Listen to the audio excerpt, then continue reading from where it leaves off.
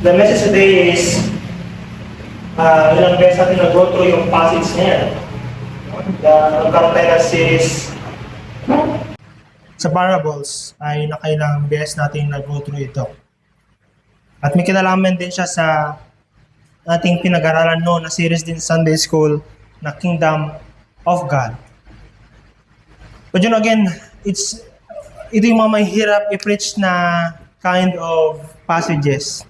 Kabilang yung isa pang paboritong parable ng mga natin is in the prodigal son, the good Samaritan. Sometimes, it's the familiar text ang mga mahihirap i-preach. Because the listeners assumes that they already know the message. So medyo, siguro, hindi man sarado yung isang parte ng tenga, pero ay yung dalawang tenga, kundi yung isang part ay sarado na. But I hope hindi mga kapatid, so that some kind of freshness na magkakaroon tayo ng some kind of freshness ngayon as we think about the kingdom of God and live in light of it. Let's go to the Lord in prayer. Panginoon, pagpalain niyo po ang aming pagmumuni-muni sa iyong mga salita. And give your servant, Lord, clarity. And guide me that I may be faithful to the text and exalt only Jesus. So that as Christ is exalted in our midst, our faith strengthened, our joy may be full. So we pray in Jesus' name. Amen. So tingnan niyo lang yung ating teksto mga kapatid, binasa natin kanina, dalawang parable, the growing seed and the mustard seed. And I would like to repeat again na it's not enough really to fill the head. We need the heart to be transformed. Sabi ni Spurgeon, the Lord's mercy often rides to the door of our hearts upon the black horse of affliction.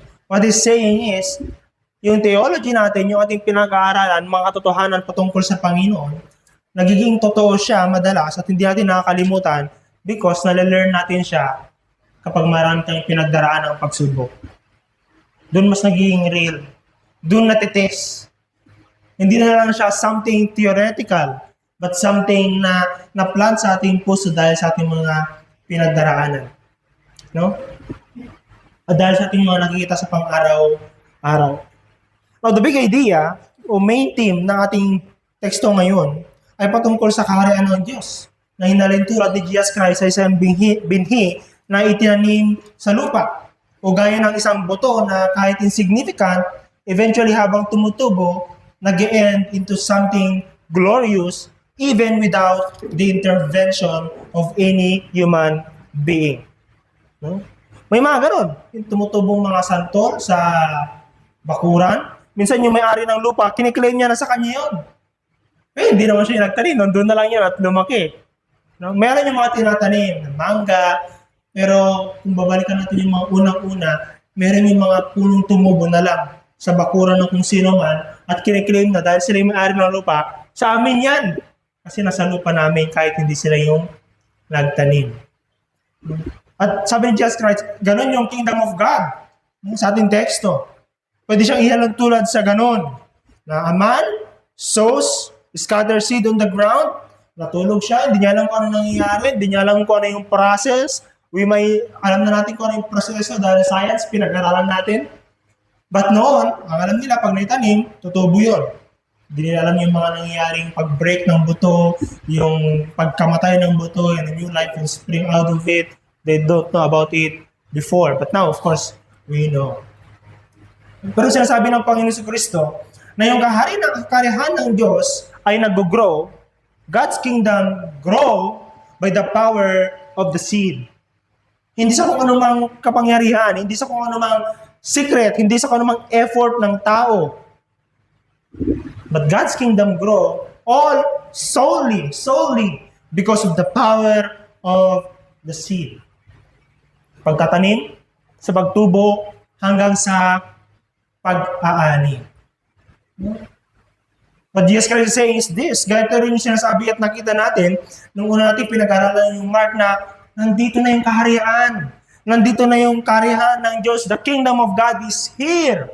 And it's here to stay. And it's here to be victorious. And it's here to take over everything. You cannot do anything about it. Wala kang pwedeng magagawa doon. Hindi mo kayang pigilan.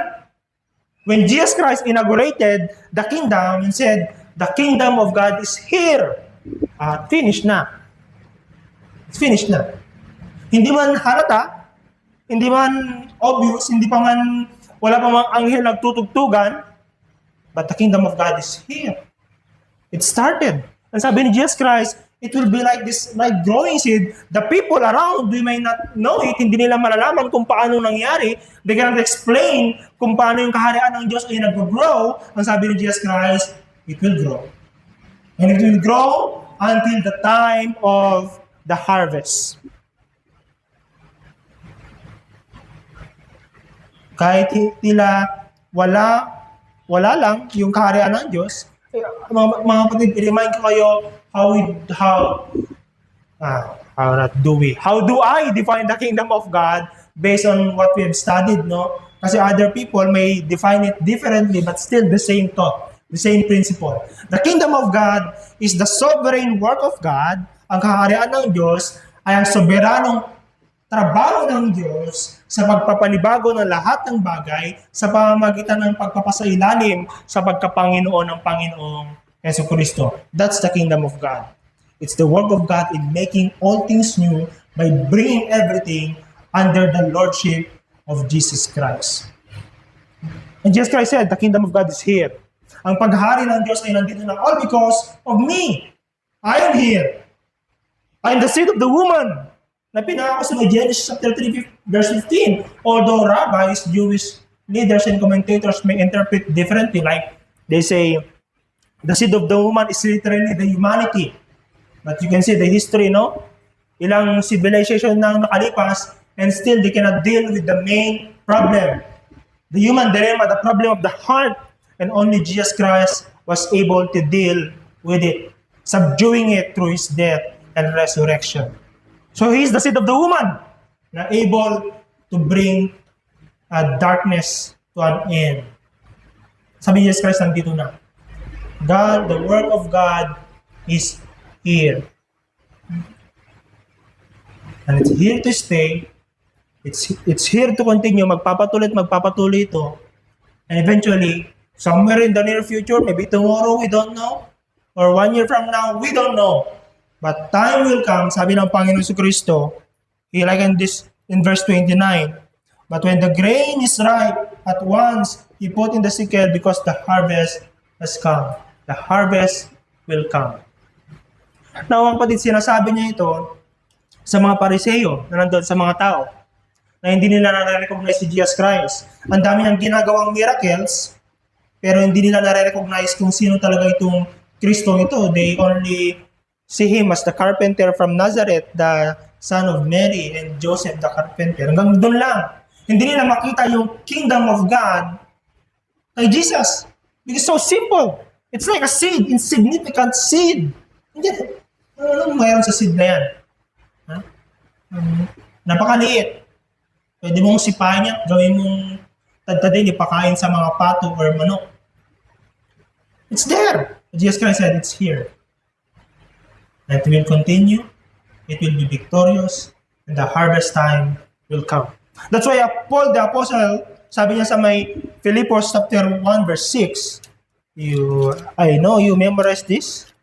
Some of you maybe memorize this, but it's good to open our Bible as a text na ito. Philippians chapter 1 verse 6. Yan, just before wala. This is the confidence na sinasabi ng Apostol Pablo sa mga taga-Pilipos. And I am sure of this, that He who began a good work in you will bring it to completion at the day of Jesus Christ. Ako ay naniniwala, sabi ng Apostol Pablo, na siya na nagsimula ng mabuting gawa, if you could say, sa ating term na ginagamit, siya na nagsimula ng gawa ng pagpapanibago. He who started the work of the kingdom in you individually and in you as a church, Philippi, he who began that good work in you will continue and will finish it until the day of the Lord Jesus Christ. There's this assurance na meron ng Apostol Pablo na siyempre hindi nanggagaling sa kanya, pero nanggagaling dahil sa pagkakilala niya sa Panginoon. Sabi ng Panginoon, sinimulan ng Panginoon, eventually hindi yan matatapos na talo. It will culminate in glory. It will culminate na successful. Sabi niya. Because the work of God is not dependent on any human invention, on any human intellect, on any human system, on any human religion. The work of God, or the kingdom of God, is dependent on the power of the seed. You may interpret the seed as Jesus Christ, yes, the seed of the word also. God is sovereign in the work of God. Walang pwedeng may control. Anong ibig sabihin nito sa atin, mga kapatid? When we say, God is sovereign in the work of God, amen. That's theology, that's doctrine. At the same time, ito ay rebuke sa ating presumptions. No? Rebuke ito sa ating presumptuous heart that without me, without my training, without my intellect, without my resources, without my partnership, the work of God won't continue. Hindi magpapatuloy yan. Or nagpatuloy yan dahil sa akin. Nagpatuloy yan dahil sa offering ni ganito so and so. Nagpatuloy yan dahil sa galing ni ganito so and so. No! God is sovereign in the work of God. That's why that feeling of self-importance, madalas nangyari sa bahan yan, no? Yung self-importance ba? Na may mga ordinary member pero mayroong super extraordinary member. That he's the member of members. Or he's the leader of leaders. That person. Without him, the work of God obviously will not continue. No! Dapat mawala yan, mga kapatid. Yung ganong feeling. Because the work of God continues to grow, not because of you or me, but because of the seed. Again, it may be interpreted as the seed of the word or the seed of the woman. Sabi ni Martin Luther, ng Reformation, siya daw yung dahilan. Siya yung dahilan kung bakit nagkaroon ng Reformation. Siya yung dahilan kung bakit nagising yung mga tao sa katotohanan na si Kristo lamang ang pag-asa ng sanlibutan. Sabi ng mga tao, sabi ni Martin Luther, wala naman akong ibang ginawa kundi i-proclaim ang word. At kung may nangyayari man, it's not because of the bravery of Martin Luther, it's because of the power of the word that has taken over the life of Martin Luther and eventually has taken Germany at that time. And see? So, kapatid, even sa ating sariling buhay ba, no? Sa ating sariling walk with God, the Lord, our God, is on the work of sanctifying us from self-sufficiency, from self-dependence. Kaya ko na-attain yung ganitong level of spirituality because of me. Because of my diligence. Because of my love for books or theology or love for conferences. Because of me. No. Even in our own lives, sabi ng Apostle Pablo, I'm convinced of this. That you will make it to the end because God has started the work. Sabi ng Apostle Paul. And Jesus Christ saying, the kingdom of God is the work of God where God Himself is sovereign. And you Pharisees and Sadducees, hindi nyo man ina-acknowledge ito, hindi nyo man kinikilala ito, harvest time will come. And you will see. Not now, but you will see. Harvest time will come. At the same time, yung katotohanan that God's kingdom grows by the power of God or power of the seed, and God is sovereign in the work of God, mga kapatid, it's an invitation for you and me to rest and still our anxious and chaotic heart because of what's happening around. It's so normal man, no? Na yung mga nangyayari, when you look at the world, ang presyo ng gasolina, 5 pesos, tumaas, 4. Eventually, tataas yung bigas, tataas yung gulay, magsisitaasan yung ibang mga bilihin eh. Just this morning, pinag-usapan namin ni Grace kasi nag-break manok yung ulam namin. Nakailan lang yung nung college, 120 ang manok. Ngayon, 250, 240. Oh, ilang taon lang nakalipas? 8 years. Or, hindi lang 8 years. 12 years, 14 years. What will happen the next 14 years? Ano mangyayari? Magiging sapat ba, Panginoon, ang aming resources? Magiging sapat ba, O Diyos, ang aming kinikita? But if you are son of God and you say, God is on the process of making all things new, kahit na yung nangyayari ay parang taliwas dun sa sinasabi ng salita ng Panginoon, I can rest in that truth. I can rest because God is sovereign. Pwede yung ma-steal yung aking pagiging malalahanin sa future, pagiging matakutin. Because what's happening around the world is not hindi absent o hindi out of control ng aking Panginoon. In fact, part siya ng plan para makita ng mga tao, all the efforts of man are futile. Wala. Impotent.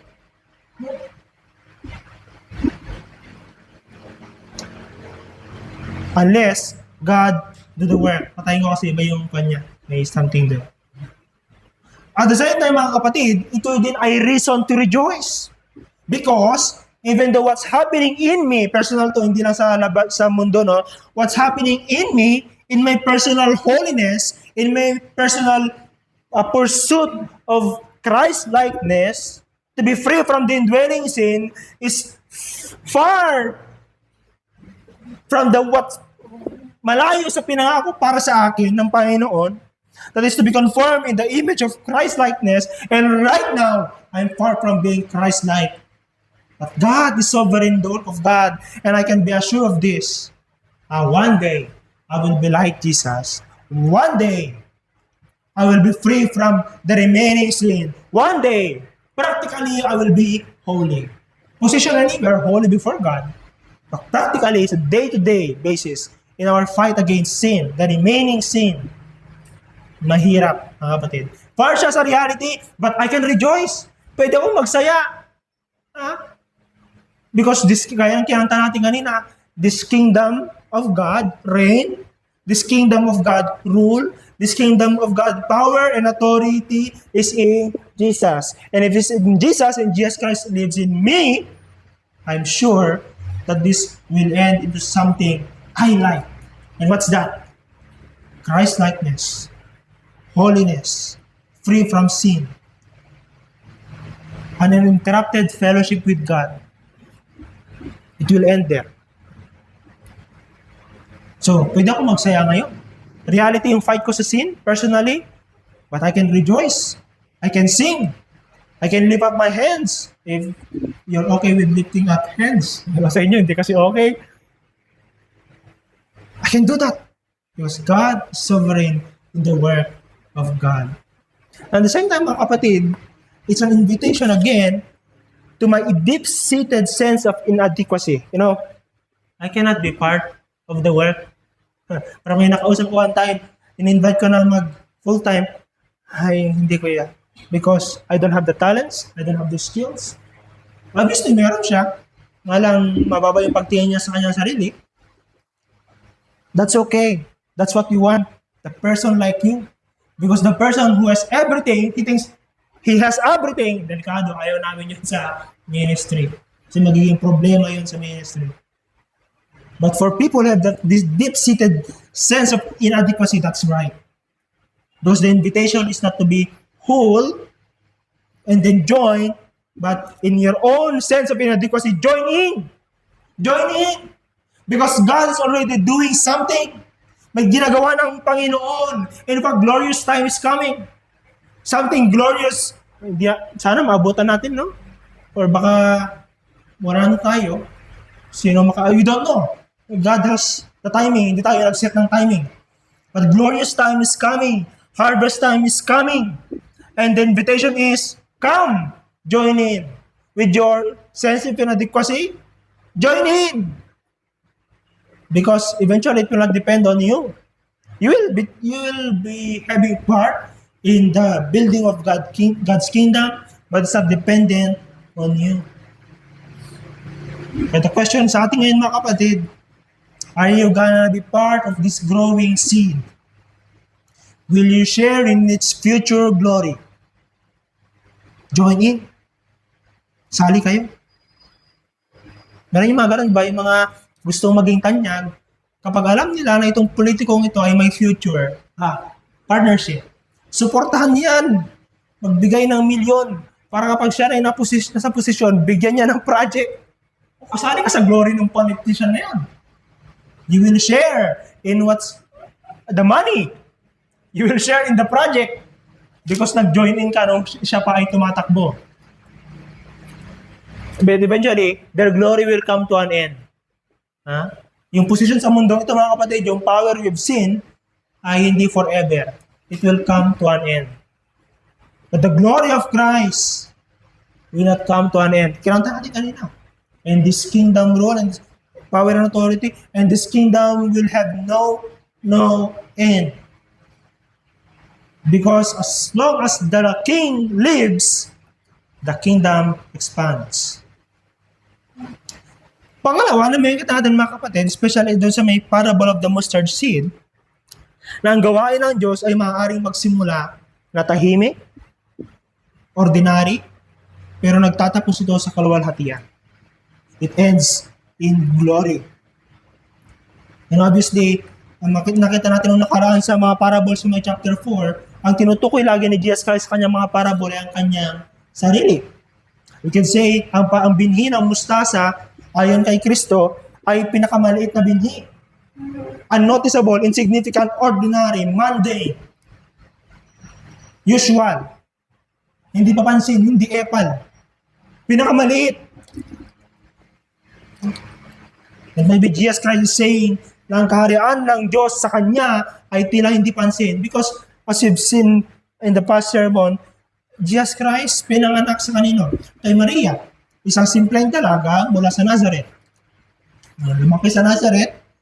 At si Jesus Christ pinanganak sa may maliit na bayan ng Bethlehem. Do you know that Christmas song? Oh, little town of Bethlehem. Hindi kayo nakangaraling nun, kinakanta na ako yun pag pangaraling. Oh, little town of Bethlehem. Doon pinanganak si Jesus Christ. And then bumalik sa Nazareth. Hindi, not even sa Jerusalem, sa big city ng Jerusalem. No, lumaki siya sa Nazareth. And then nung nagsimula na siya mag-minister, ang ginawa niya mga disipulo ay ang mga taong nakita natin sa may what? Sa may chapter 3. What kind of disciples are those? Magtatayo ka ng kumpanya, mga walang pinag-aralan, Jesus? And yet, that's the mystery of mystery. Jesus Christ chose people na ayon sa pamantayan ng mundo ay nobodies. And yet, Jesus Christ chose them. In Corinthians, sabi ng Apostle Pablo, I would like to remind you, brethren, na tinawag kayo ng Panginoon, nobodies naman kayo. Yung iba sa inyo, hindi naman influential, hindi naman mga patron. Mga simple yung mga tao, mga katulong. Mga ordinary yung mga tao, people with no education. Yet, God called you. Sabi ng Apostle Pablo. And then, nakita natin na si Jesus Christ ay namatay na parang isang kriminal. How can the kingdom of God be dependent on this kind of a person?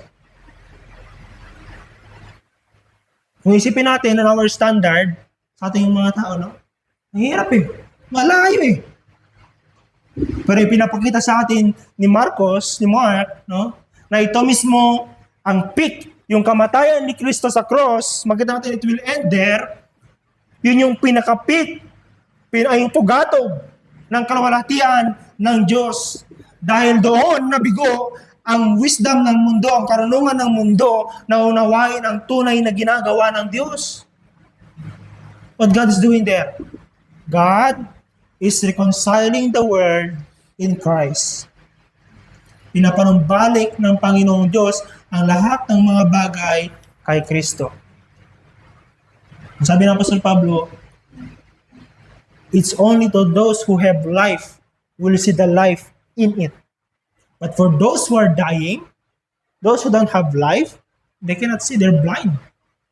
But those who have life, who have been given life, that is faith, faith. That's why given eyes to see. When they look at that spectacle, when they look at that Christ dying, this is really the Son of God, this is the Messiah. At na-recognize yun nung leader ng military ng Rome. Sabi niya, ito talaga ang anak ng Diyos. A man with power, military power, recognizes the power in Christ. Recognizes the power in that mustard seed kay Kristo.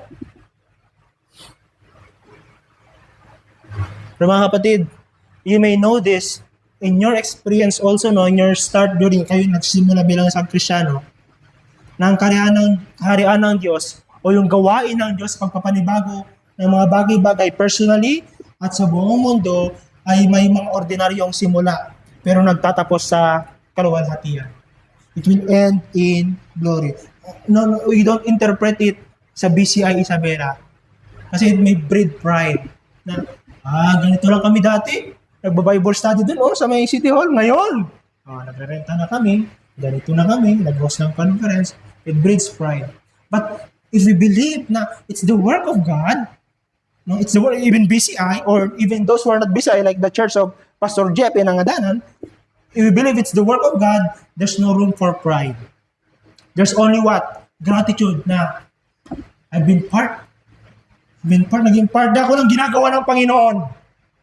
And although I'm inadequate, but God invited me in, pulled me in the work.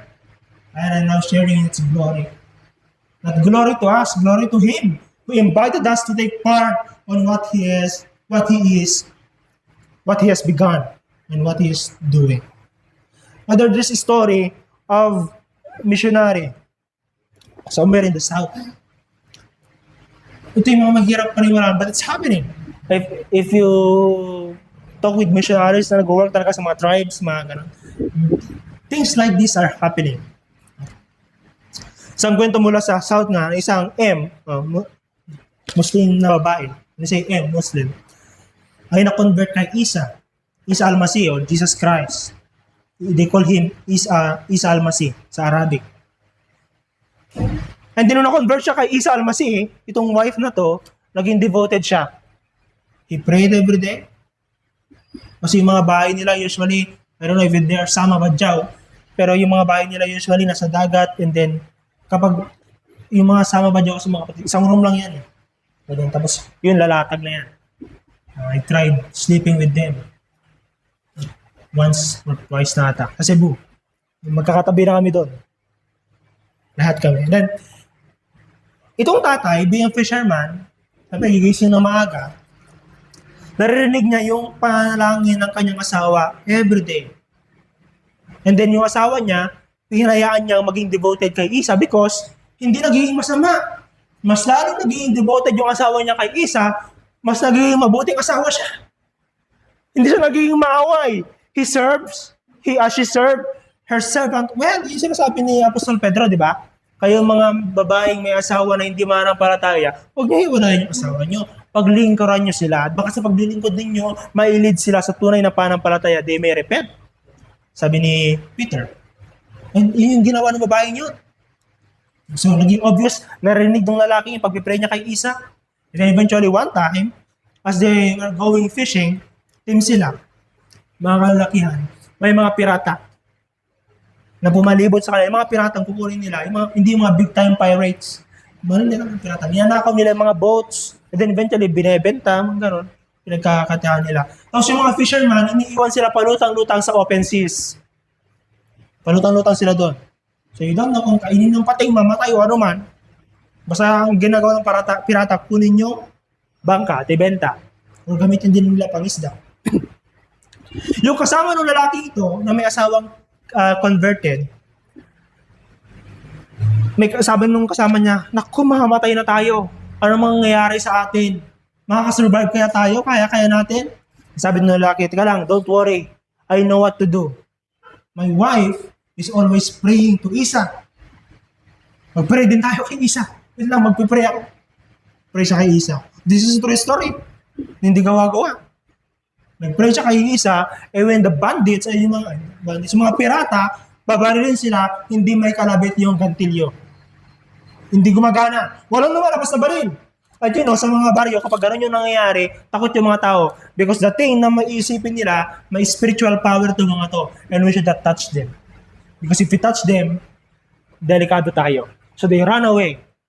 Eventually yung lalaki, umuwi siya, nagtanong-tanong sa asawa niya, at naging isang Muslim background believer. Yung tawag sa kanila, MBBs. The Muslim background believers. Na-convert. Ayun yung nasa Samal Island kami, may nakalimutan ko yung Pastor Nesto. I will not mention the name. Nag-YouTube tayo eh. Si Pastor, nagkwento din sa akin ng kanyang conversion. And you won't believe it. Kasi nasa city tayo, yung mga ganong kwento, medyo, critical tayo. But the story is there. It's in their heart. And their story, their experience, made them do things na very dangerous for their lives. But because of what happened sa kanila, nanampalataya sila. Now, what I want to say mga kapatid, na-convert yung lalaking yun because of the ordinary faith of his wife. The ordinary exercise of praying every day. Hindi pakulo. Hindi event na malaki. But because of that ordinary faithfulness, day to day, nanampalataya. Madalas, mga kapatid, ang karya ng Diyos, the work of God, starts like that. Simple. And yet it will end in glory.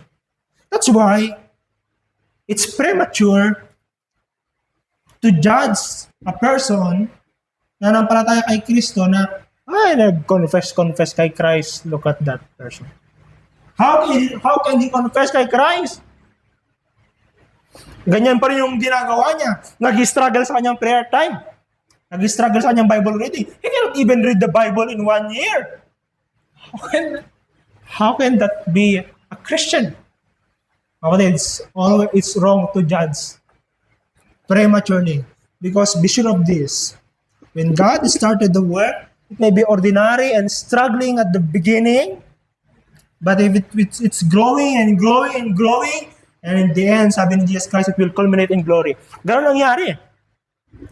Jesus Christ, son of carpenter, proclaiming the word, yung una, konti na lang palataya, and eventually people are flocking, namatay sa cross, nagsialisan yung mga tao, and then naiwan yung ilang mga disciples, 120 in the room, from thousands of people na pinapakain ng libre, 120 yung natira. What happened sa 120 na yun? Because Jesus Christ lives in them. The church, which is the body of Christ, became glorious in that day. Nakinatakutan pa ng Roman Empire. Imagine the Roman Empire for fear that this Christian religion, ginawa nilang religion, for fear that the Christianity or Christian will take over the Roman Empire, ginawa nilang imperyong religion, a religion of the empire. Because they fear. Natakot yung emperor. Baka palitan tayo ng mga ito. Makipag-partners na lang tayo. Join na natin. And then nakorap yung church. Kasi nagkaroon ng mga practices na hindi naayon sa salita ng Panginoon. So, mga kapatid, it's a rebuke. This parables, sa rebuke sa mga Pharisee na ginagawa nilang parang palabas ang gawain ng Diyos. Puro pakitang tao. Bongga, puro ng credential, at maingay. That's why they're asking God, what sign can you show to us to believe you? What sign? Give us sign. Credentials. You, son of carpenter, taga Nazareth, taga Baryo. And isa pa ako din, you know this already, but I would say this to strengthen you in doing those spiritual disciplines. I would say this so that you'll be encouraged to continue in those simple and ordinary spiritual disciplines. Huwag hamakin ang simple at ordinaryong paraan ng kaharian.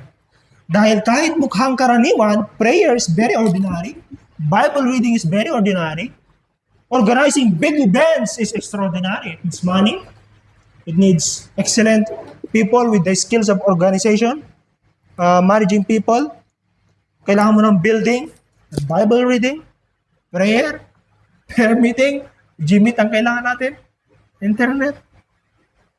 But God, as He has started the work in that person from Bethlehem or from Nazareth, Jesus Christ, and in those disciples, 120 nobodies, God has chosen those means to establish His kingdom on earth. So Christian brothers and sisters, if God has started a work in you, don't be discouraged. Parang hirap man, ang hirap ng journey, ang hirap magpakabanal, ang hirap ng fight, then fight on. Lumaban pa rin kahit mahirap. Because you can see what Jesus Christ said here. Harvest time will come. Glorious time will come. Join the work and share in its glory in the future. Let's pray.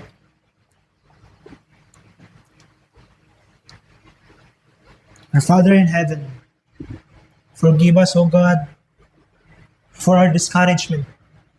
When we look at ourselves, Panginoon, we judge ourselves. We are too hard. And this sometimes ay expression ng kawalan namin ng pananampalataya sa iyong ginawa sa amin.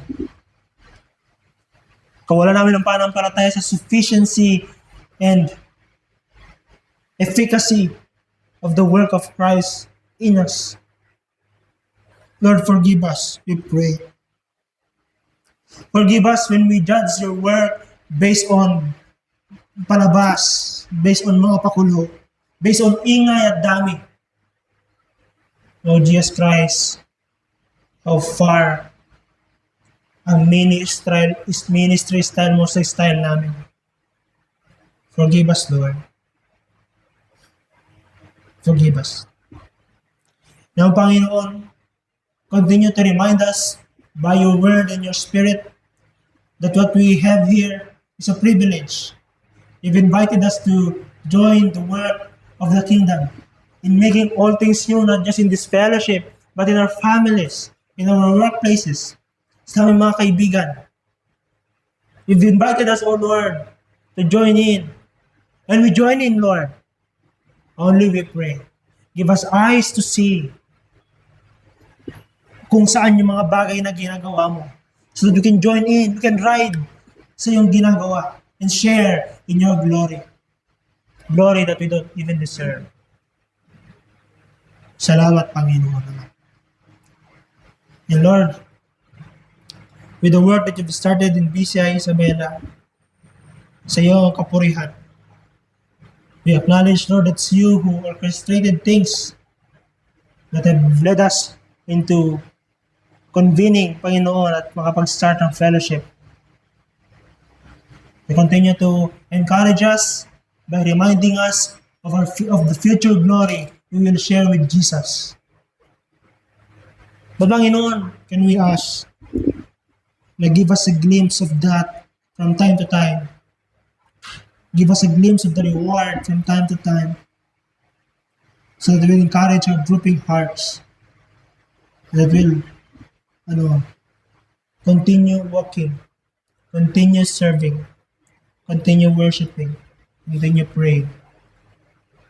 Oh, thank you, oh God. Thank you. Now, Panginoon, sa iyo nakarapat-dapat sa papuri. Sa iyo magpakailanman ang kalwalhatian, ang kapangyarihan. Sa pangalan ni Jesus aming dandalangin. Amen.